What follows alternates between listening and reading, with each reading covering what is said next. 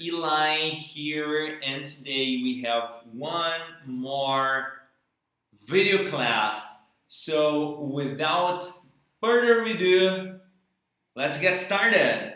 Well guys, today we're going to be starting Unity 8 of our books. And this unity is called Honesty Base. So let's check it out. What is it about?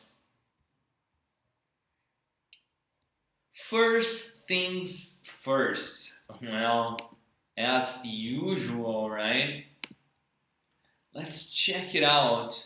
What is the topic? First things first mentioning.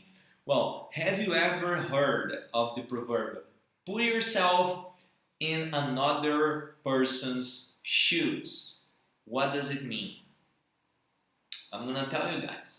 Which means that you have to see things by other person's point of view, which means that you need to have empathy, which means even though you have not been passing through what this person has, you still need to understand this person's feelings and motivations. Now, are you able to do it? That's not easy at all.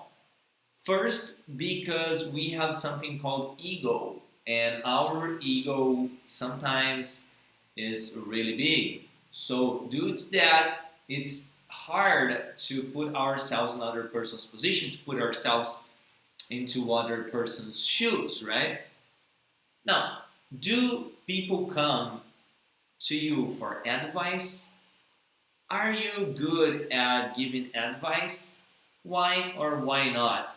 I'm going to tell you something. As a teacher, I would expect people to come to me more often for advice, but that's not something that usually happens. I don't think I'm a great advice giver, but even though there aren't many people who ask me for advice anyways. And the last question here is, do you remember the last piece of advice you gave? I actually do remember. It was to a girl, check out her health condition.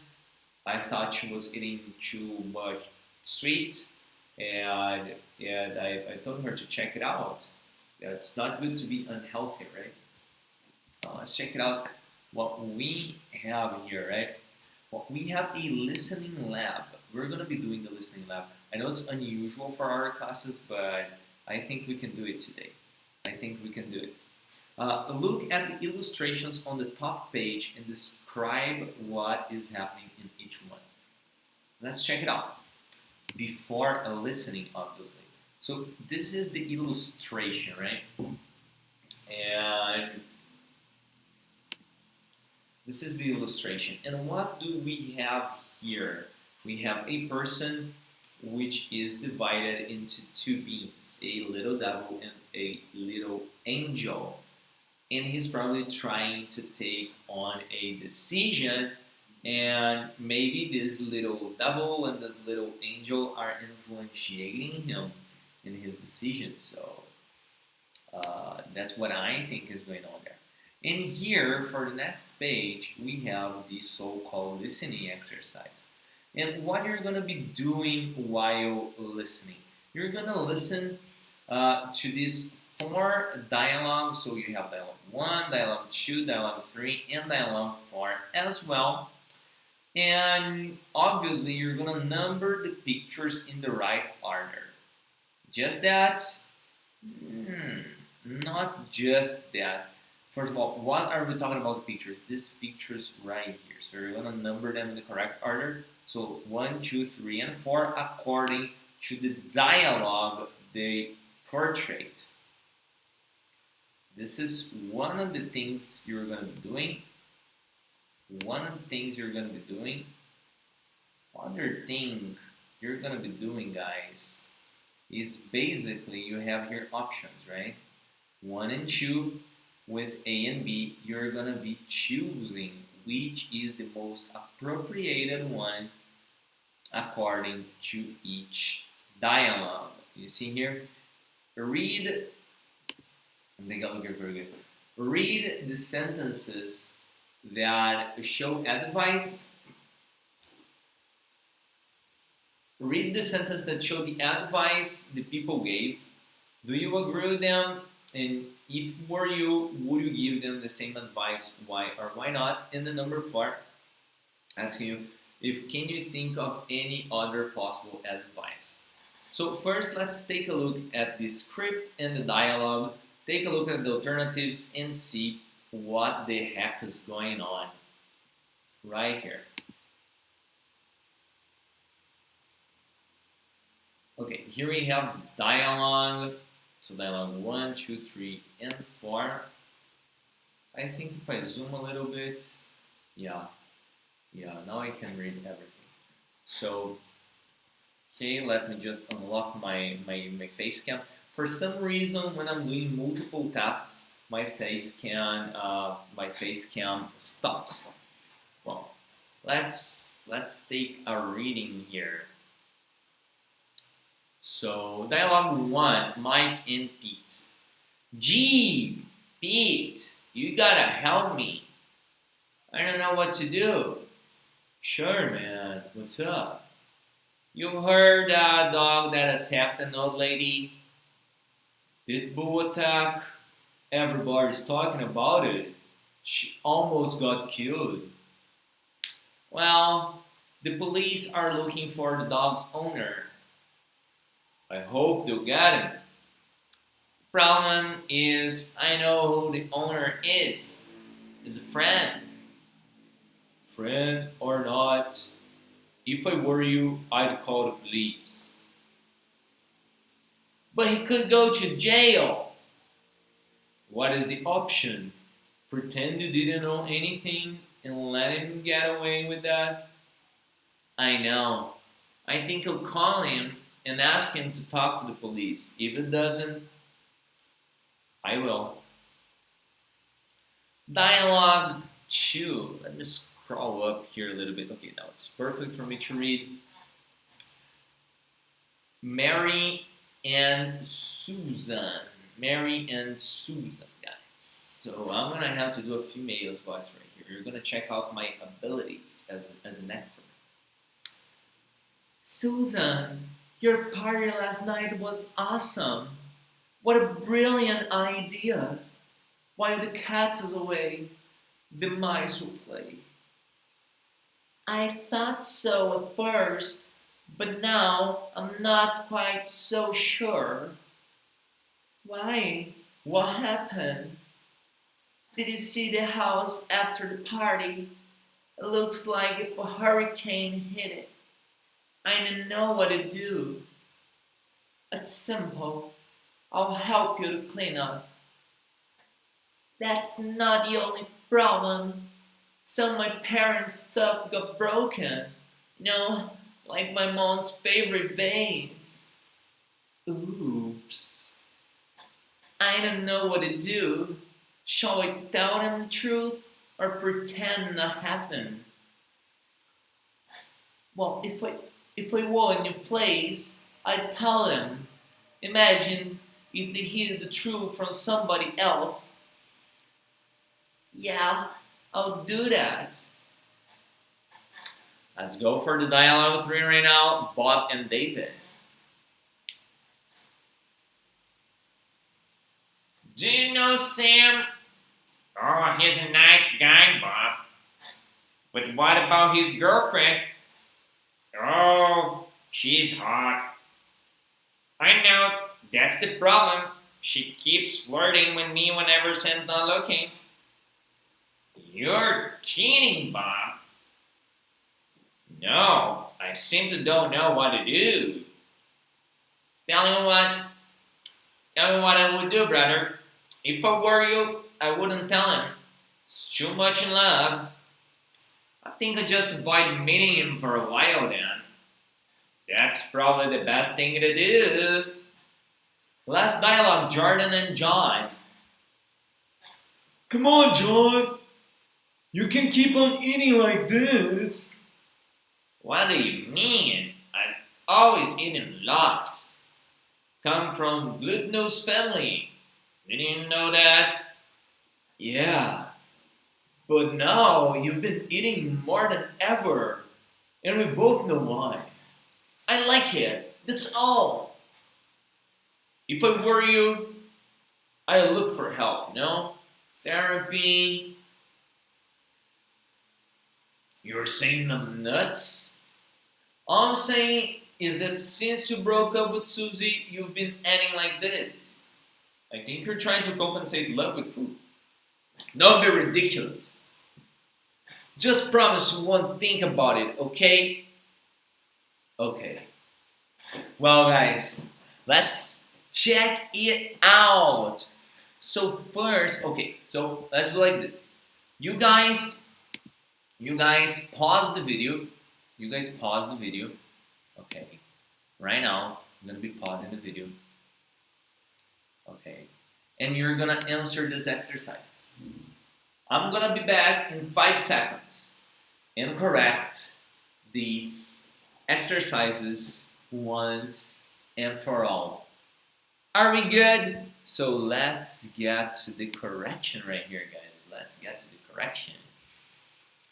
So, okay. So, first we have the sequence here, 1, 2, 3, and 4. So all the images were actually in the correct order, in the correct sequence. And in dialogue 1, it's possible to say that the pit bull attacked and nearly killed an old lady.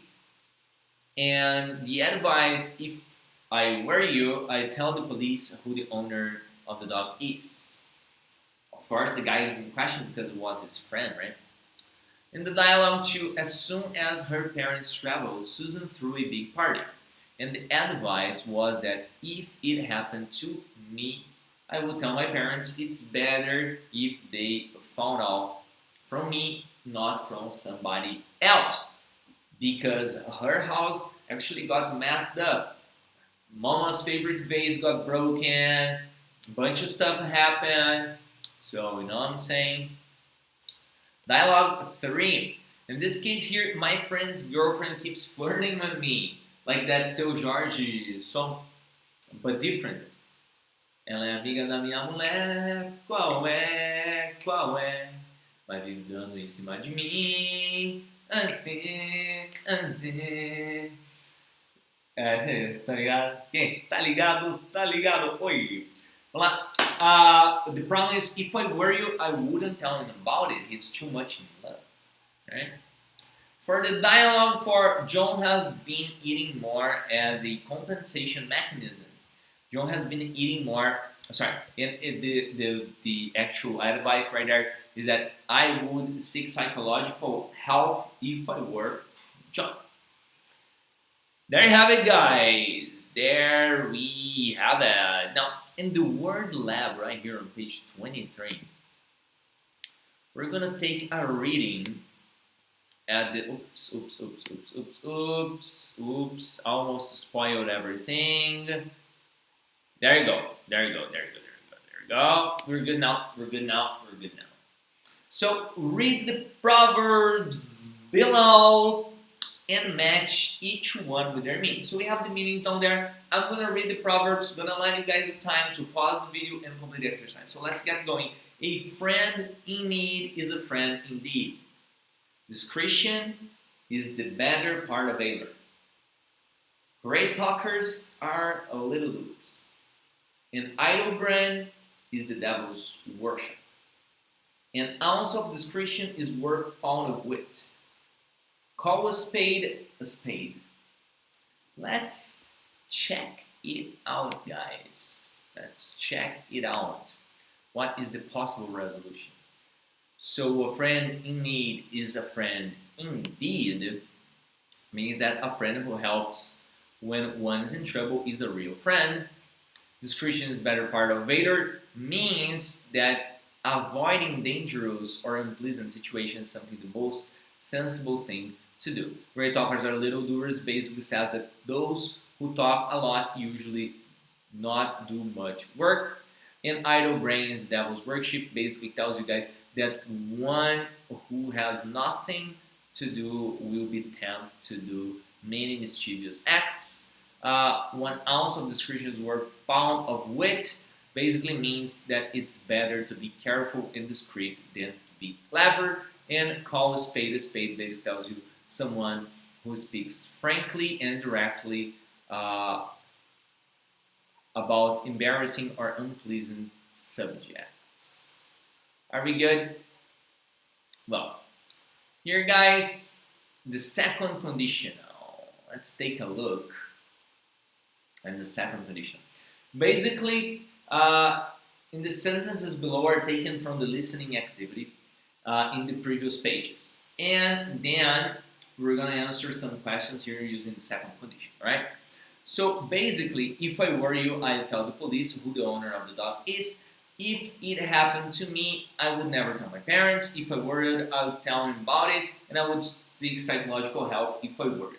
Well, first of all, we see that we use past to define the second condition. So basically, what is possible for us to say is that the second conditional is when we're going to be using hypothetical ideas to represent hypothetical consequences, right? So hypothetical conditions expressing hypothetical consequences, both represented by past and conditional future, which is obviously represented by would. So we're going to be using past, simple past, to define the conditions, and conditional future to define the consequences, right? If I were you, past, the condition. If I were you, that's the condition for the habit. I would tell the police. That's the hypothetical consequence. If it happened to me, that's past. I would never tell my parents. I would never tell my parents. That's hypothetical. But I would never tell them if it happened to me. It doesn't mean that it did, in fact, happen to me. It's just like a supposition. If I were you, I'd tell them about it. Same situation and the rest. So here, when we use the second conditional for actions which are 1, unlikely to happen or probably will not happen, we imagine in present or future, or are impossible. In the verb tense, as I said, simple past tense. Alright? And obviously, the verb tense in the main clause is would plus infinitive, which would be the possible consequence, right? So according to that, we had this exercise here to complete, and I'm going to be correcting this right now, and after I'm going to get you guys the conversation tip, right? So let's get going here. So if I were you, I would tell him the truth. That's the past of the verb to be. My brother would buy a motorbike if he had the money. You see that sometimes we can invert the phrases. It makes actually no difference. What would your parents do if you threw a party in your house? If he loved me, he would ask me for his girlfriend. He would ask me to be his girlfriend, right? If you were really hungry, you would eat the food I prepared. If you did your homework, your teacher wouldn't be so mad. If she ate less, she would be thinner. If he moved to Germany, you would learn German in a year. In a year, you would arrive on time. If you left early, people would believe you if you didn't tell so many lies. If you really wanted to help, you would keep that secret. And what would you do if you saw a crime? And finally, if you were invited to live in the Arctic, would you go? This is actually inverted, guys. So it's not go, you would. It's would you go, because it is a question. Okay, so it's a mistake here from the material, right? Now let's take a look here in the something to say exercise before the conversation tips. And here they're saying for you to work in small groups. And here's the question. What would you do in the following situations? So explain your answers. So basically, what am I gonna do is read the suggestions to you guys as the homework correction, right? First of all, you found a wallet on the street. $1,000. The suggestion here, I would call the person and give it back. Second one, if you have found a wallet on the street with $1,000 but no name, then I would talk to the police. What would you do if you saw someone shoplifting? I would say or do anything. I wouldn't say or do anything. I would keep inside. What would you do if you woke up and saw someone burglarizing your house? I would pretend I was still asleep. And finally, what would you do if a friend offered you a ride but you couldn't see he was drunk? I would offer to drive the car for him or her. Here is the conversation tip. And the conversation tip is basically that when you are surprised with your friends' comments, you use the expression really. We already talked about this last week, so I'm just gonna keep on going. So let's go for, we have more exercise here to correct, right? Okay. We can let this to next week, actually, right? Or maybe I can get you as a homework. Okay, let's do like this, guys. Let's do like this. So I'm gonna read this exercise here for us when you find a new word and making the most of a dictionary. And after that, I'm gonna take a quick explanation of these exercises and assign you guys a homework, all right? So let's get going here. So when you find a new word, basically ask yourself, do you need, do you know, okay, we already talked about this last week actually. So if you guys have questions about this, just take a look in the last week's video. It's all explained there, okay? I'm not going to go this again. I'm just go to the reading connections right here, okay? So basically, before reading, you have 4 questions to answer. In your opinion, what is honesty and dishonesty? Do you consider yourself an honest person? Why or why not?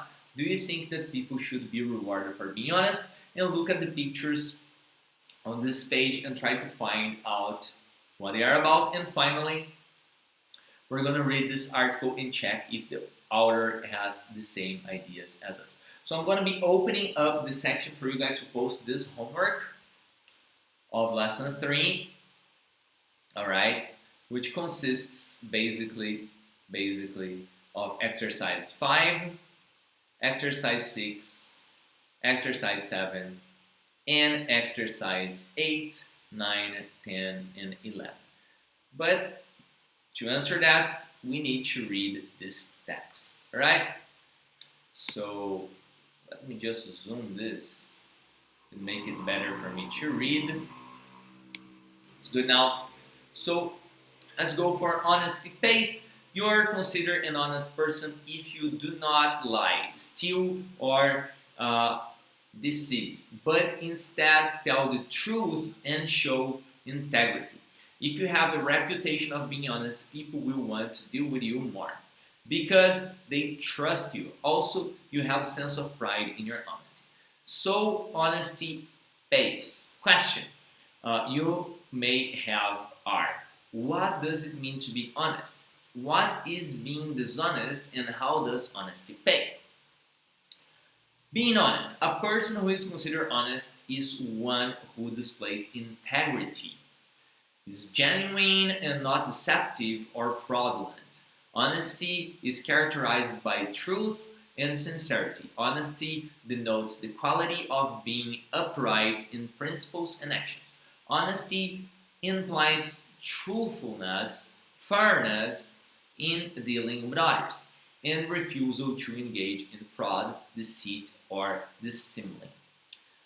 Returning goods. Abraham Lincoln was said to have walked back several miles to a store when he noticed he had been given 1 penny too much in charge. That was a sense of being honest and not taking what doesn't belong to you. Being dishonest, on the other hand, a person who is considered dishonest is willing to lie, cheat, defraud, or deceive. Examples of being dishonest include stealing someone's pencil in school, not telling your parents the truth, not giving back something that the person has lost, cheating on a test is also considered dishonest. Benefits from being honest. When Lincoln returned the overpaid penny, he probably received thanks from the store owner.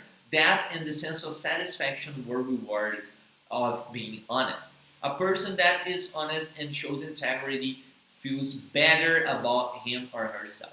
To take what does not belong to you leaves you with a dirty feeling. A thief may not have a conscience about stealing, but that person has no good character. He knows in his heart that he is not good. Okay, here you go. So I received a reward. When I was in 5th grade, I found a dollar bill on the playground. I turned it into the school office. It was later found out that the dollar was the lunch money of a younger child. His mother sent us a thank you note as a reward of 25 cents. My mother was very proud of me. The 25 cents was was a token of appreciation, but the acknowledge was more important. Well, when I didn't get a reward, there are times when you don't get a reward or even acknowledgement of your honesty. You have to be realistic that not everyone you deal with also has a good character. In such cases, you can at least hold your head up high, knowing that you did the right thing. Returned lost watch. When I was going to the University of Missouri graduate school, I found a watch in the men's room. I turned into the lost and found at the school security area. I asked if no one claimed the watch. Would I get it back? The security people said, no, we keep the watch. That certainly did not encourage honesty. In fact, I felt they were dishonest to keep the watch. It was not a good reward for being honest, and it left a bad taste in my mouth. Sometimes get recognition. The benefits you get from being honest are that sometimes you get recognition and thanks for an honest deed. But in general, honesty is not something that is directly rewarded. It is a feeling you have about yourself. It is a feeling of pride and self-worth and character. I feel I am a stronger and better person because of being honest. Call to action. Be honest is worth your while to tell the truth, to return the lost goods and not cheat or deceive. Other people like to deal with you if you can trust, but can't always accept a reward or recognition for being honest. It isn't the reward that is important, rather feel good about yourself for your own honesty. That is what counts. Well guys, based upon this text right here, I'm gonna be asking you guys, let me first zoom out this picture here. So I'm gonna be asking you guys to answer the homeworks from pages 27 to 28 and 29. So 27, 28, and 29. I'm going to be opening up this section in this video section as well. I catch you guys next time later.